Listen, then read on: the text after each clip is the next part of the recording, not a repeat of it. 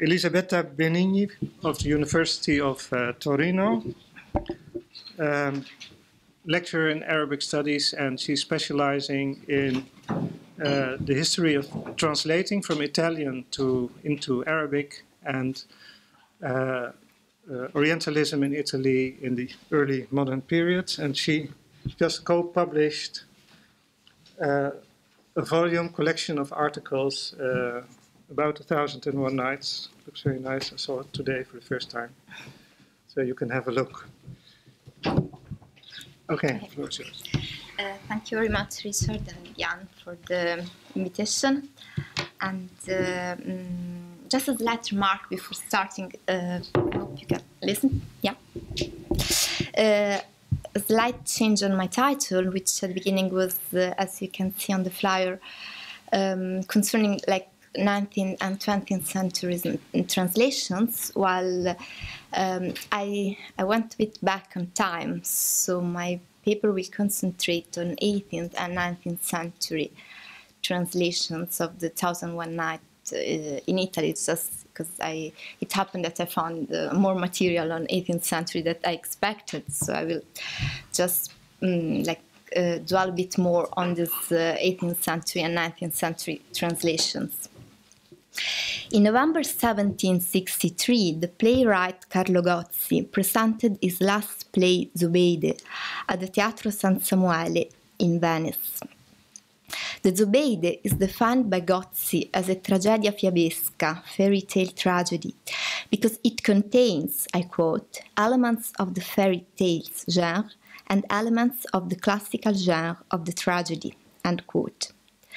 The story concentrates on the misadventures of Zobeide in order to save herself and her family from the sorcerers of her husband Sinadab, negromant and misogynous killer of his wives.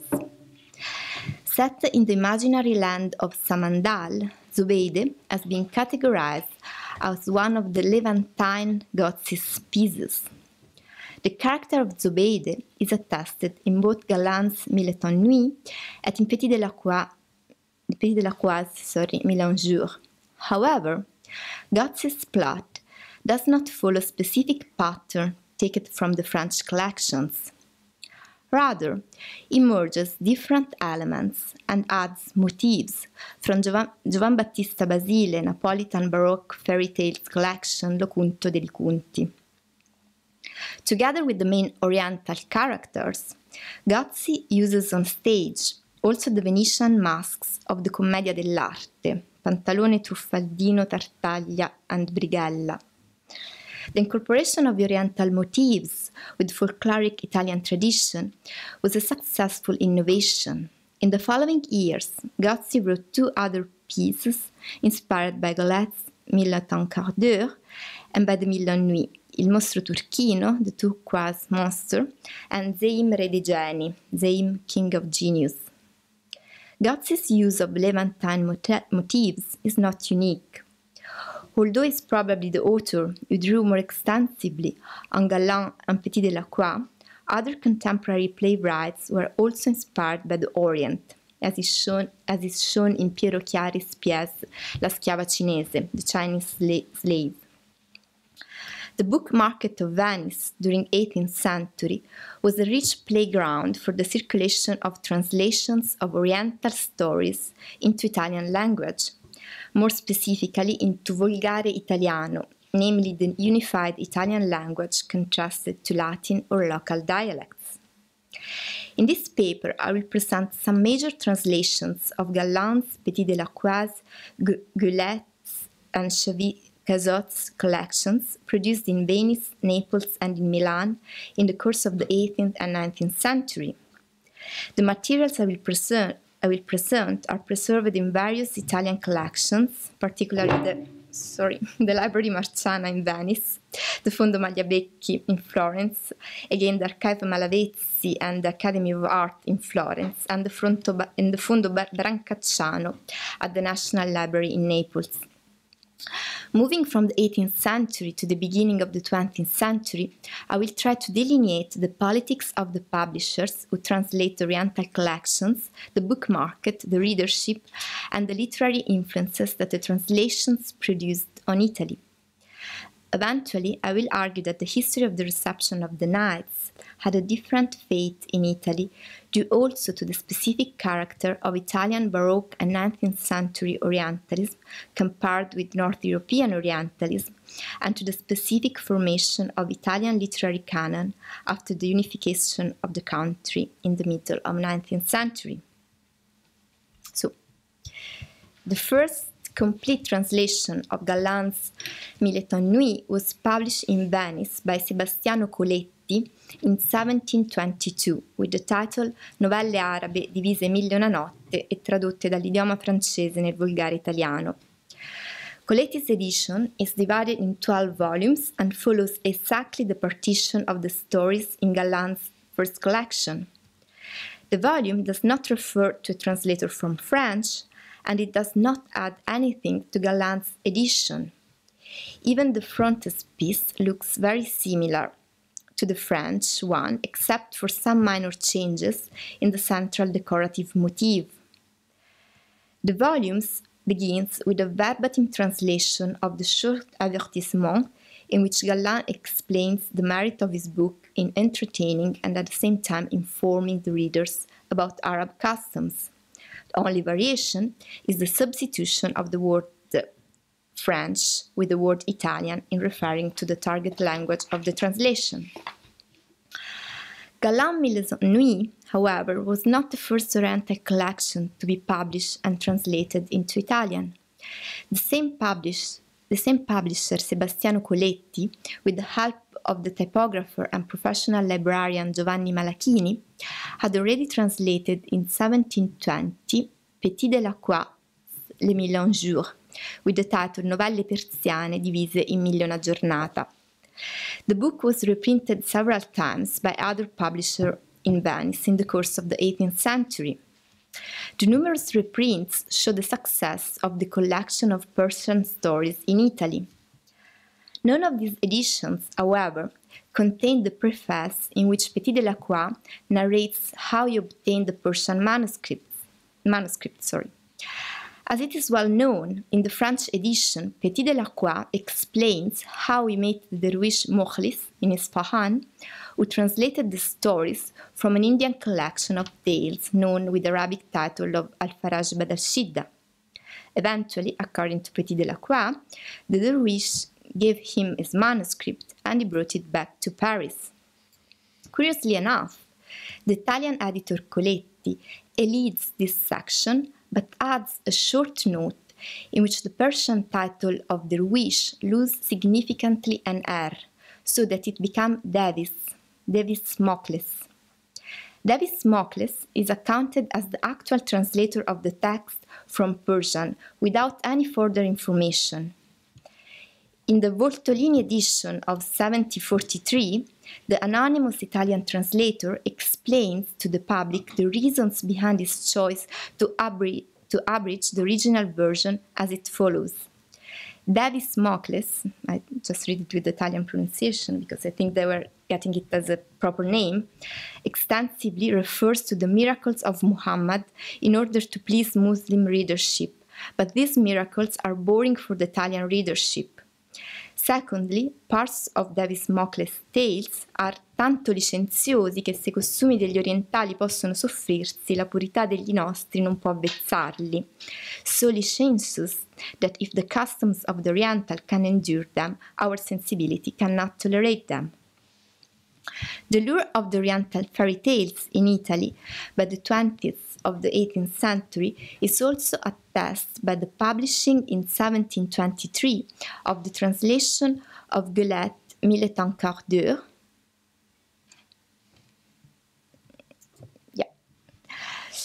with the title Mille un quarto d'ora, Novelle tartare.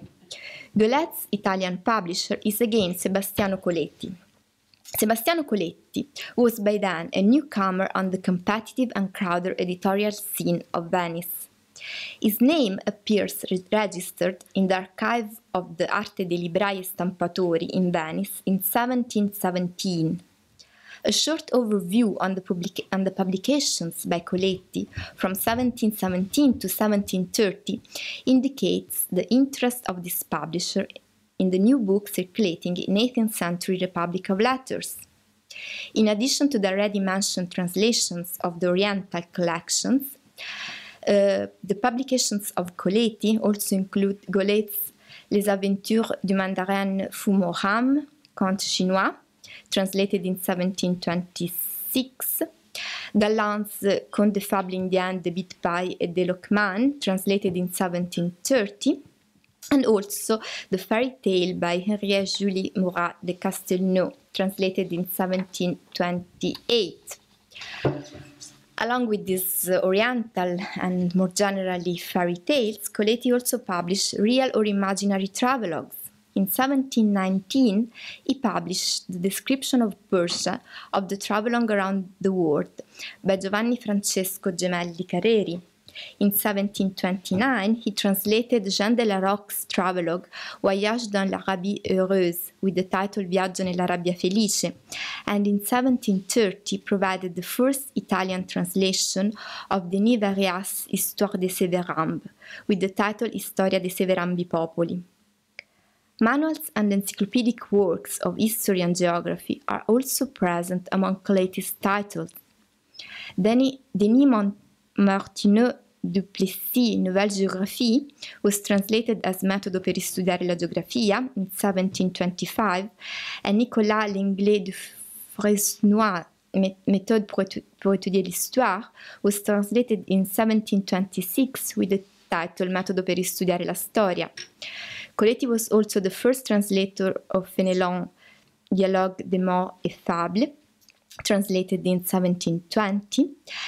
Finally, Coletti's title include also commentated editions of Petrarca, the famous Ludovico Muratori's essay on Italian poetry, della perfetta poesia italiana, and collections of anecdotes and curiosities set at night, such as Notti militari, ovvero osservazioni di varie azioni di guerre fatte nei tempi di notte, by Fabio della Forza, which I translate as Military Nights, collection of war actions made at night.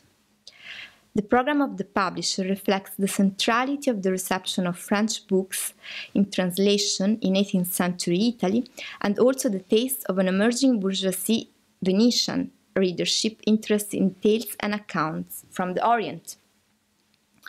After the first translations published by Coletti, the 18th century witnesses a multiplication in the number of Italian editions of the Nights and of Oriental collections. The publisher Gian Domenico Occhi produced the translation in 1741, and the heir of one of the most established family of publishers in Venice, Francesco di Nicolò Pezzana, published in 1791 the continuation of the Nights by Chavez Cazot. All the 20th century editions were published in Venice, with the exception of one, the Chiapparoni edition, published in 1784 in Naples.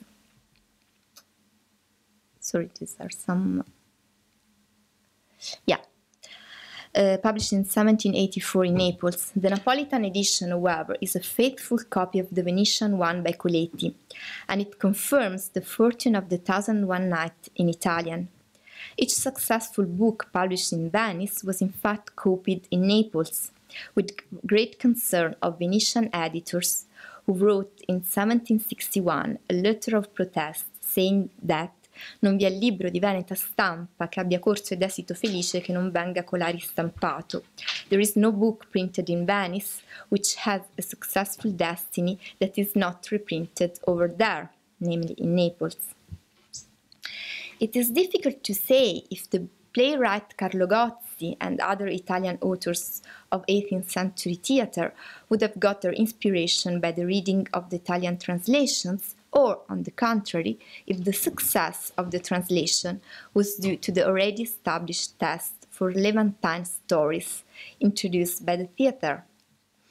Due to the international character of the Venetian and general of the Italian theatre in 17th and 18th centuries, it is likely that Gozzi and other playwrights would know already the plot of the story and read part of them in French. This is also proved by the fact that in Gozzi's plays of 1764, Zeim Re dei Geni, Pantalone makes a metatextual reference to the Cabine des Fées, before any Italian translation of the text. So I can tentatively argue that the fairy tale genre, mediated by the large diffusion in the theatre, to a certain extent helped the creation of a readership composed of mercantile bourgeoisie, women, and new bourgeois literati interested in consumption of Oriental taste, and who also enjoy the reading of descriptions of the Orient, travelogues, geographical and historical manuals, and, in some cases, probably more rare, erudite works about Italian poetry and prose.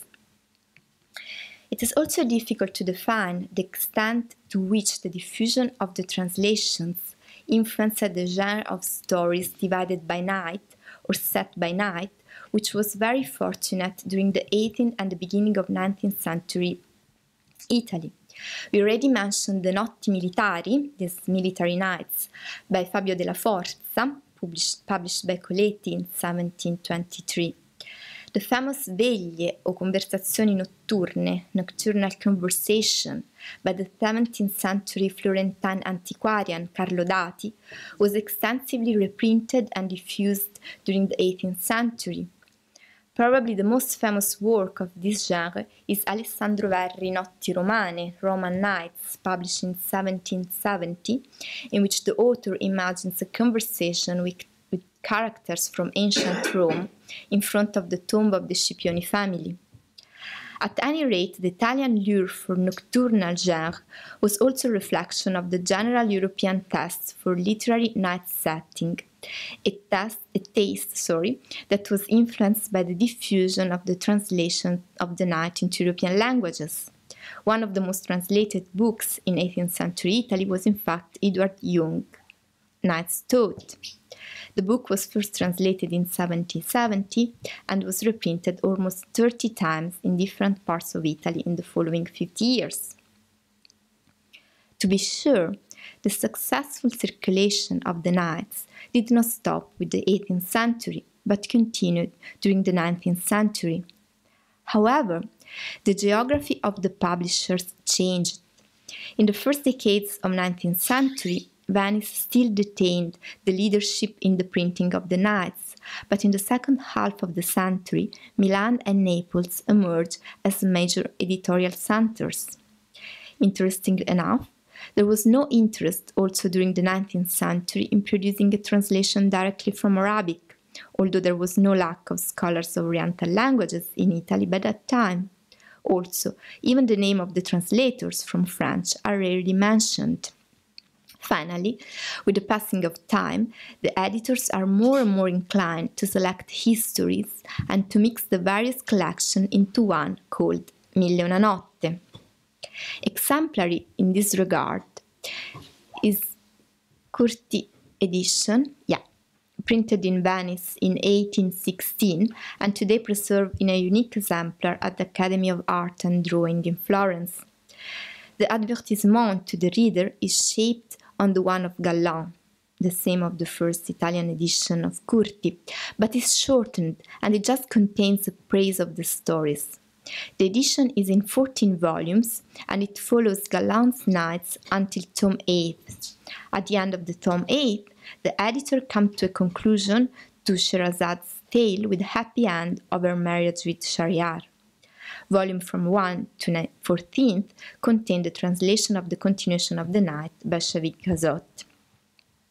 Slightly more philological, the Venetian Antonelli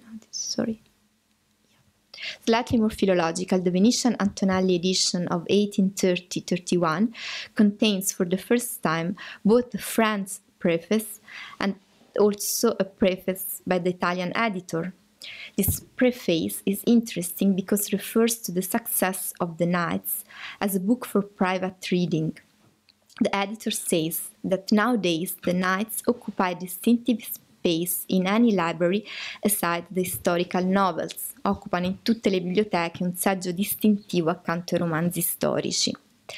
Moreover, the editor praises the book for the delectation, diletto it brings, but also for its usefulness, utilità, in teaching the virtues and vices of the Arabs.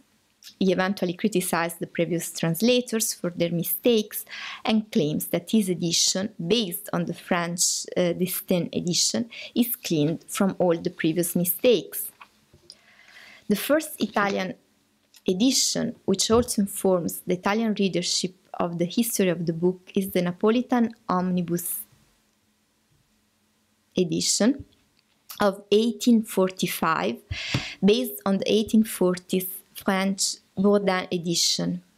It is an elegant volume which contains an abridged version of the Knights, a long and informative philological introduction translated from Sylvestre de Sacy, and notes on the life of Antoine Galland. The text has some footnote and it is printed on good paper in a 2-column book format. Omnibus edition also contains illustration taken from the French edition, as you can see. The Migliaccio edition, printed in Naples in 1856, presents his own introduction in which the editor explains his decision to reprint the book. Interestingly, the editor declares that he reprinted the Knights under the pressing of the large request of the public, although the book non ne porta il pregio, does not have the prestige. As I tried to show, until the middle of 19th century, the majority of translations maintained a certain uniformity in their character. The Knights were read as a form of entertainment, but also as a form of erudite literature about Arab customs. After the middle of the century, however, editions of the Knights slowly start to acquire the form of a didactic literature for youth. In other words, while by the end of the 19th century in North Europe the Knights maintained their allure and even acquired new success, as we just saw with the paper of Paolo, with the translation of Blaine, Payne and Barton, Italy seems to lose interest in the book. There are no translations of the English versions, and despite the fact that the Knights continue to maintain their success on the editorial market, the Italian public was more and more inclined to see in it a sort of fantastic literature for teenagers, not matching with the rising literary taste toward realism. The editions by the end of the century are generally illustrated, abridged, and cleaned of footnotes and of any learned reference to the origin of the book. Often the frame story is removed to give more relevance to single stories. The Politti edition, this is again the Napolitan edition of 45, and this is the Politti edition, published in Milan, so we are now moving from Naples to Milan, in 1870, is exemplary in this regard. The division in stories, now not anymore storie, but favole, fables, has a clear relevance in the space of the text. The frame narrative is extremely shortened and there is no introduction. The Knights are not anymore intended as a useful manual for learning about the Orient. The learning aspect is substituted with the moralistic tone, namely acquiring wisdom from the exempla offered in the tales. Moreover, the censorship becomes more severe, particularly on erotic passages. The Pagnoni edition, again of 1872 in Milan, is similar to the Politti edition.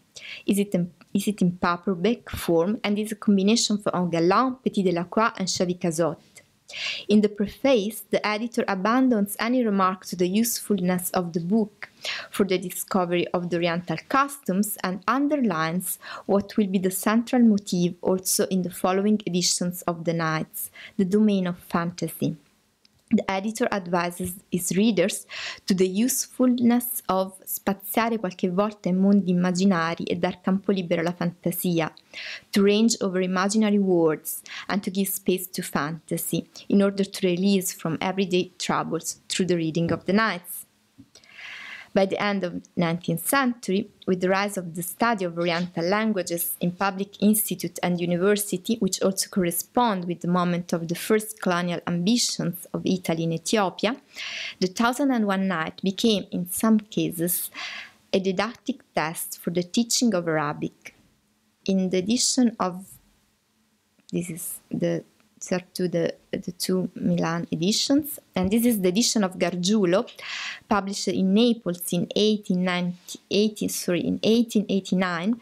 The words in the story of Shams al-Din and Nur al-Din are reprinted in the format of a glossary for students. So this is actually not an edition, but is a glossary of some words of the tale in order to study Arabic. But not at university, like in technical institutes. However, the two editions of 1888, published in Milan by Tommasi and Cecchi and Hoepli, make the turning point of the 1001 Night toward a new categorization of literature for youth with entertaining and moralistic purpose. Both editions are just a collection of some of the most popular stories, again from Galland, Petit Delacroix, and Chavy Cazotte. The Hoepli edition even declare is public in the title, as the title is not anymore Mille una notte, but Favole delle Mille una notte narrate alla gioventù italiana, fables from 1000 nights narrate to Italian youth. All in all, Italian Orientalists concentrate more on what is defined as the official canon of literature. Anthologies such as, these are the two editions, anthologies such as Fiori d'Oriente, published in Milan in 1906, a collection of translations from Arabic classical adab by the Italian Orientalist Italo Pizzi, was a quite popular genre, particularly with the rise of colonial interests. Works such as Fiori d'Oriente were published within the scope of instructing the Italian readers to the history and customs of the Arab, under the meaningful omen ex Oriente lux. However, neither Pizzi nor other Orientalists devote their attention to the nights as part of the Arabic tradition. The 1915 second edition by Hoepli is illustrative of the already mentioned radical change in the readership. The book doesn't have any frame narrative and is presented just as a collection of Oriental stories to fit into the popular genre of the youth literature of the beginning of the century. The intention declared in the preface is that of diverting the trouble of the Italian youth suffering the war by the help of fantasy and imagination. The beautiful illustration of this edition perfectly fit into the rising genre of literature for youth, describing fantastic adventures set in remote countries.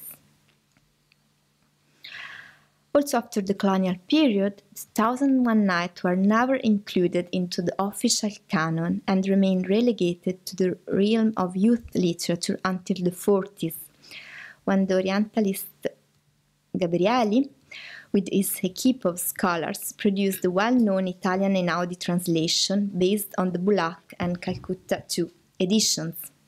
Gabrieli, however, in many parts of his introduction, shows his lack of appreciation toward the Nights, which he considers too fantastic and to be classified within the large period of decadence of Arabic post-classical literature. His version of the Night is very accurate, but often lacks of serious engagement with the poetic and literary rendering of the text. Coming to a conclusion, this short overview on the literary translations of the Nights has shown the importance of the influence of the Night on the Venetian book market in 18th century and the circulation of motifs from the collections of tale in Venetian 18th century theatre. The likely influence of the Night in cultivating an interest in a sort of nocturnal literature, the predominance of the translations from French and the absence of any translation from English and from Arabic prior to the 40s of the 20th century, and a different canonization of the Knights by the end of the 19th century, when the collection was absorbed, together with other fairy tales coming from different traditions, in the deterritorialized and vast domain of literature for youth and children. Further remarks may include also the 18th and 19th century absence of any published translation of the Knights in Rome, although the presence of many Orientalists and of the Maronite College, which seems to be an indication of the complete indifference of the Vatican Orientalism to this literary genre. However, despite it was cut off from both the Baroque and the modern interest of Arabists and Orientalists in Italy, the translation of the 1001 Night was a large editorial success and part of the history of the Italian book market, particularly in places such as Venice, Naples, and Milan. The silence of other centers like Rome and Florence says a lot about the diverse direction that the study of the Orient and the same formation of an idea of the Orient had in different courts and kingdoms in 18th and 19th century Italy.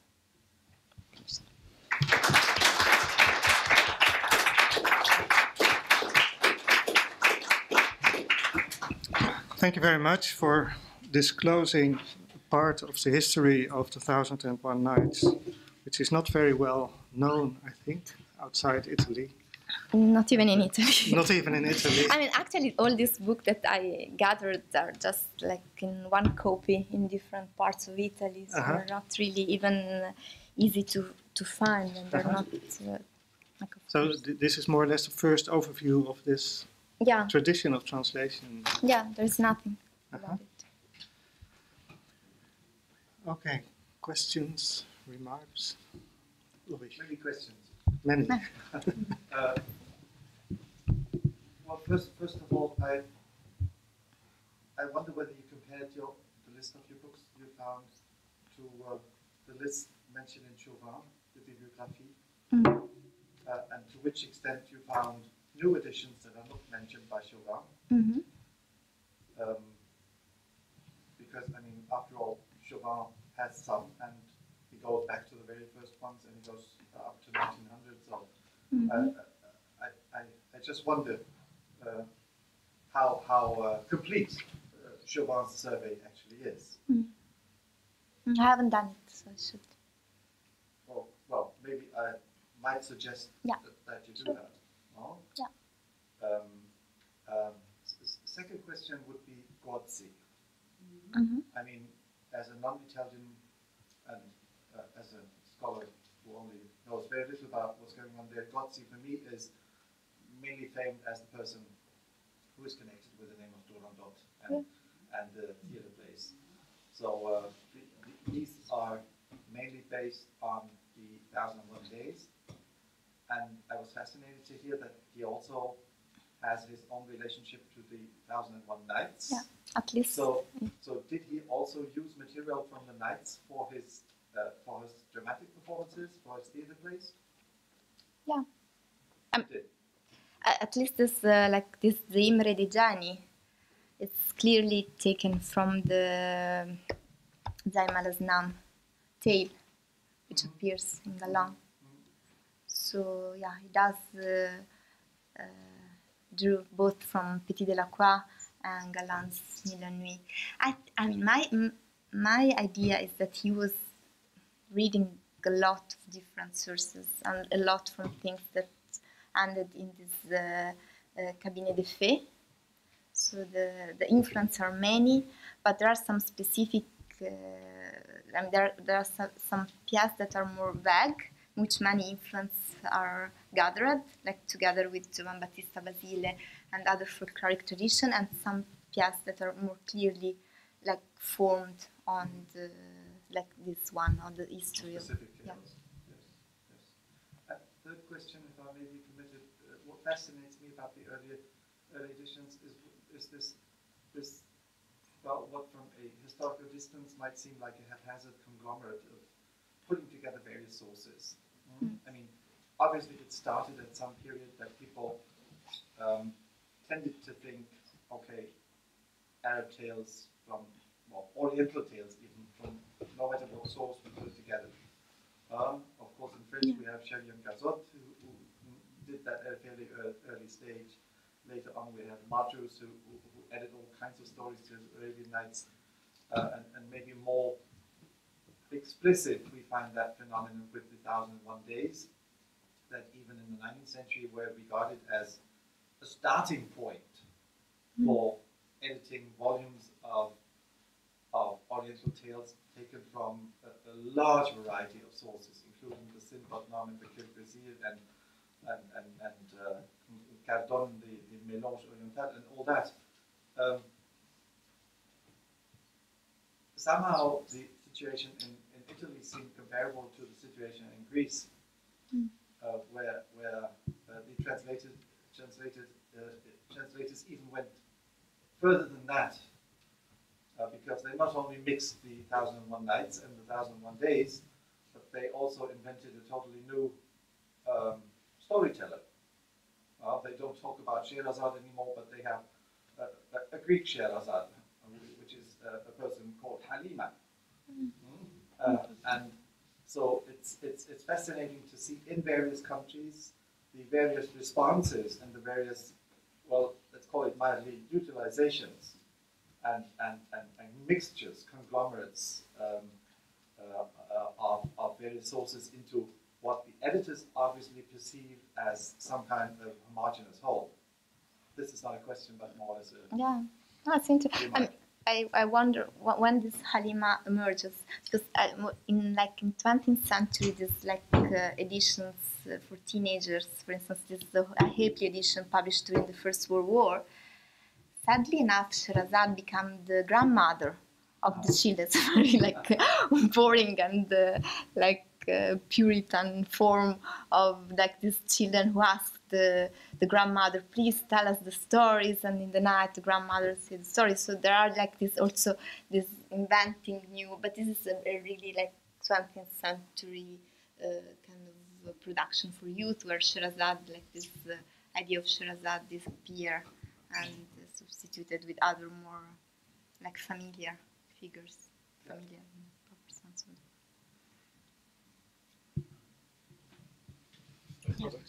I've read a couple of essays, I can't remember who the authors were. One was about early translations of the Nights into Danish, and one was about early translations of the Nights into Japanese. And both the essays come to the conclusion that what is happening is that the translators and their audience aren't really interested in the Middle East and Arabic literature in its own right. What they really are interested in is being up with what people in Versailles and Paris are doing. It's an aspect of Francophilia, extreme Francophilia. And from what you've been saying, it sounds that Venice is the same. Yeah. I mean, generally, the 18th century Italy has a large reception of try also to delineate from the interest of this collective, large interested in French books. I can't find any particular interest in the court, in describing the court. It's not this. Well, just smart people in general. Yeah. Both intellectually clever and fashionable as well. I don't know. I mean, I don't know if it's interesting in French, but in France itself, but surely in French culture, this publisher are very interested in receiving, and there is general also formation of Italian popular literature from translation from French and English, of course. And I think that 1001 Nights is part of this, and hasn't been yet studied in these terms, but all this formation of popular literature in translation, which Italy was receiving a lot, as much as other Mediterranean countries, and I think that 1001 Nights is part of this. But it doesn't seem that a lot of writers in Italy took up this trend of the conte oriental in France, for instance, that they started writing all kinds of Oriental tales. They were not. No? No. I mean, I don't think so. I mean, at least in 18th and 19th century, exactly because I think that 1001 Nights was really received in the stream of popular literature, so more cultivate literati. They didn't really. There are some criticism of like letters like of people looking at book market in Italy, Italian like literati like Manzoni and stuff, and saying, "Oh, all this French trash." Of course, I don't refer to 1001 Nights, but I guess that 1001 Nights was inside this French trash. So of course, Manzoni or Alfieri, that they were not interested in. Of course, then the subtle influence, not the direct. The atmosphere is another stuff, but the direct engaging in this tale, no, I can't see any. At least until the 20th century. More questions? Yes, Peter? Just a short remark. Another even more peripheral area, Denmark. And Spencer Andersen, when he picked the story out of the 1001 Days, he later on referred to his source as the 1001 Nights. It shows that, what it shows. The two translations actually came immediately after. The 1001 Nights, Days became immediately after the translation of the 1001 Nights in the middle of the 1750s. It's even before. I mean, in Italy, the Milan Anjou is before of 2 years of the Milan Nuit. So it's, What I find intriguing from an outsider perspective, I think we, or at least I am inclined to associate 1001 Nights immediately with other Italian collections of stories like the Pentamerone and Straparola, etc. Was there any awareness of the affinity between this new Oriental collection and this earlier tradition of the Italian novelle? Not conscious, I guess. But when I said at the beginning that Gozzi was taking from Petit de la Croix, and when Lo Punto degli Punti is actually the Pentamerone, it's the Napolitan title of the Pentamerone. So he was taking elements from both conscious perception, at least I couldn't find, but there was no any study engaging in the 1001 Nights, so no one really developed argument in kind of scholarly way, and that's what I was also trying to. I mean, it's a possibility, but it's really completely lack of interest of Orientalists. I mean, Silvestre Sassi was actually writing a preface, right? And other Orientalists, and in Italy, no one was touching this topic. So no one ever, until the 20th century, with the beginning of, there are some folklorists at the beginning of the 20th century who started to deal with this borrowing of motifs and stuff. But before, the 19th century, particularly 18th century, there is nothing at least declared or conscious. Richard, we are obviously thinking in the same vein, because this was exactly the question I was going to ask. I want to dive a little further. I know this is probably too much for you, because one would really have to know a lot about Italian fairy tale literature to respond to that question. But I'm just thinking, well, we have Straparola, Basile, at least as the big and highly influential fairy tale collections from Italy that must have been on people's screen in Italy at least, and they certainly were on the screen of many other European readers who had read them in translation. Now, there is a big discussion in folk and fairy tale studies at the moment. Well, maybe it's already over, I don't know. That actually Straparola more or less invented the European fairy tale. This is a hypothesis that is being highly disputed. There are some arguments which people might follow, and of course there are many arguments against it. One of them, of course, being the existence of the 1001 Nights, where we have tales that are fairly close to the European model of the fairy tale. And if we include in that discussion, for instance, the Friedrich Barber-Schindler that I mentioned and that we know is the source of Petit Lacroix, we come to a time that is absolutely contemporary with Straparola, and we have tales of a very similar genre.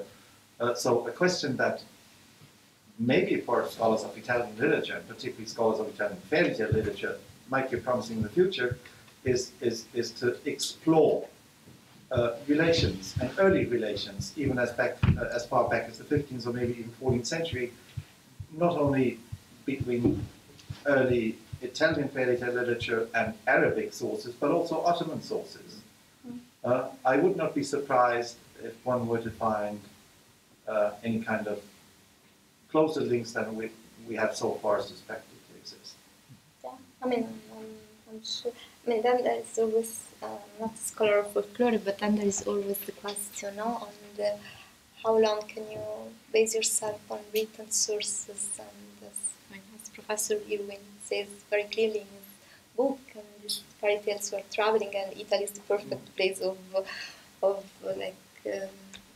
encounter of these different traditions. But for sure, Venice, for instance, was receiving a lot of translations from Turkish, and there are beautiful editions that I found together in the same fondi of the 1001 Night of, for instance, Giovan Battista Donà and other people translating short stories from Ottoman origin. These are original translations, and the original translations produced in Italian are mainly from Turkish in like early modern period.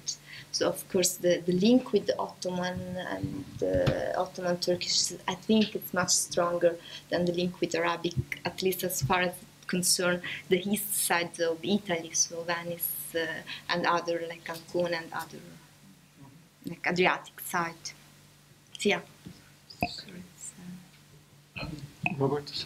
One would have expected that an Italian would have spotted the dependence of Ariosto on the framed story of the Arabian Nights. But I'm guessing that an Italian didn't. And just off the top of my head, perhaps Kirby, the folklorist who worked with Burton, was the first to spot this. I don't know. Does anybody know? There is a study of. It will come to my mind, but this is on the 40s of this Cerulli about Ariosto, but he compares the motif Ariosto and some Ethiopian stories and some Arabic stories. So there is this. Cerulli was an Africanist, was actually a colonial officer who was working in Ethiopia, in Abyssinia, Ethiopia, and was also a scholar of. And he worked extensively on the motifs of Dante and the Orient, and also this frame story. So he worked on Ariosto. But that's very late. It's late, exactly, not before. It's the first, but this is the, as I was saying. Sorry, I was saying to Richard. This is the period when the kind of studies start to emerge in Italy. Is like around the 20s to 30s. Just a little footnote to that. I mean, Uli, I think, has answered that more specific question. Writing about the Ariosto and the frame tale, I think that those Hungarians were attuned to that before Kirby. Yeah. But more generally, I think there had my work on world literature. Some of the early theorists of world literature in Spain, in the 18th century, for example, in the early 19th century, they did make these comparisons. However, this was sort of cosmopolitan misreading, and they were just imagining. But there were people, lots of people, comparing Boccaccio to the Arabian Nights. Very early on, elsewhere in Europe at least, maybe not in Italy, but certainly in Spain, maybe because of the legacy of Andalusia, but people were quite happy to be making these connections. Yeah, clearly this connection, they started with the idea of nations.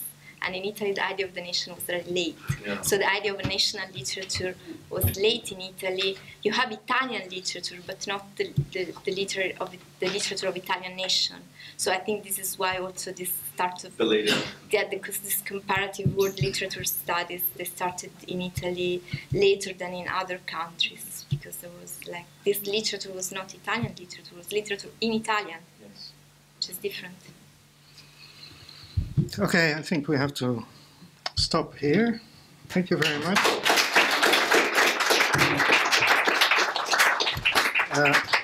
This concludes the academic part of our workshop today. We will have a short break.